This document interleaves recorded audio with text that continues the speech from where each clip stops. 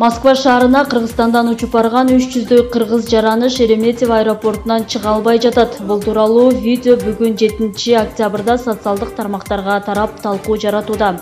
Оштон Бишкектен эртең менен саат 8де бала чакалары менен келгендер бар. Жалпы жарандык паспортторубузду, ID картабызды чогултуп алышкан. Аэропорттогулар адамдарды бирден экиден чакырып, эмне максатта келгенибизди сурап жатышат.